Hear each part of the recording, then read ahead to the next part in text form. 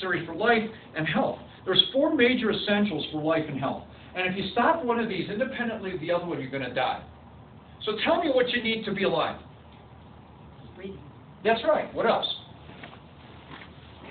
Blood. Well, blood is carried by the oxygen. So basically, if we look at this, we need what? Food, right? Stop eating, 40 days you're going to wither away and maybe die, 40, 50 days, right? What else do you need to be alive? Now, if you stopped it, you die. Water. What's next? Come on. If you stop this, you die. There's one of you need food to eat. You need water to drink. If you don't eat for 40 days or so, you're going to die. You don't drink for over 4 days, you can die. What else that if you stop within 4 or 5 minutes, you'll die? Bingo. See how smart you guys are? You got it. Now let me ask you, what's the 4th essential? Does anybody know? If you stop one of these independently of the other one, you will die. If you stop eating, drinking, breathing, any of those kind of things. Now the blood is carrying the oxygenation. That's why we need exercise, because they have found that cancer cannot live in an oxygen high environment. That's why they hyperbaric chamber people. They're doing things new types of techniques to get rid of cancers, because oxygen is something cancer can't handle. It's in an aerobic environment. So here's the thing you have to understand. If you stop eating, you die. Stop drinking, you die. And stop breathing, you die. If the quantity or quality of the food you eat is lowered, is your health going to be higher or lower? Lower. If you don't drink enough water, or if you put too much scotch in it, is your health potential higher or lower? It's lower. If you're smoking cigarettes and decreasing your oxygen, or living in an environment where all you're doing is breathing carbon monoxide, like in a garage, is your health potential going to be higher or lower? Lower. So what's the 4th? You guys, wake up, everybody. Come on. Y'all sleeping on me here? Come on. This is an interactive class. I forgot to tell you that. Okay. So let me ask you this question. What's the 4th essential? Do you know? I'm going to tell you what it is. And it's the one, you're on the right track. Here's the thing. Most people don't know this, because if I was to ask you what most people do to get and stay healthy, remember we talked about wellness being the actions people take? What actions do people take to try and get and stay healthy? What do they think they need to do? Exercise and what? The other one, they both start with eat. Exercise and eat right. Now you know that right away, so what we do is we look at the world and we say people are trying to exercise and eat right, but it's only managing those 3 essentials. Now if you want to know what the 4th essential is, what you have to understand is how your body is actually made. We are all made from 2 single cells. We're like a little seed. When you plant a seed in the ground, that seed, before it pops up to become a flower or a tomato or a cucumber or whatever, something's got to happen under the ground. What happens under the ground? What's formed under the ground? The roots. If you put 2 seeds together over here, you got an egg and a sperm, they come together, they form one single cell, it begins to divide. When those eggs and sperms come together and they divide, all of a sudden in 9 months we have a child. Well, how does that happen? Okay, eggs and sperms don't go to school. They got a mother nature in there. They got an innate intelligence that tells the body knows what to do and how to do it.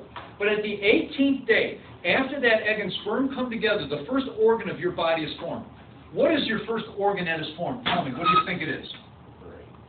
What's the most important organ of your whole body? Your heart. What do you say? What do you say? What do you say? What do you say? What do you say? What do you say? Brain. So we got half of you said brain and half of you said heart. That's perfect. That's exactly where I want you, because that's usually what happens in the audience is that people, half of them say heart, half of them say brain. Why do you say heart?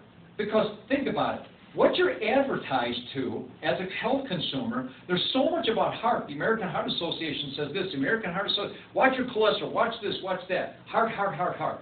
Eat healthy, eat oatmeal, lower your cholesterol, all this stuff, heart, heart, heart. If your heart stops, can you start it? How do they start it? With what? Electricity. If your brain stops, could they start it? NO. Once the flat line occurs on the brain, the rest of the body dies. And the reason is because the brain is the power source. The brain is the computer. The brain is the thing that makes you alive. Without the brain, you are not alive. Simple, plain fact. That's why when they go clear and they're hitting you on the chest with all those volts of electricity, because what is the heart? Is it bone? What is it? It's a muscle. If I was to ask you to jump up and down right now, do you think your heart would speed up or slow down? What told it to do that?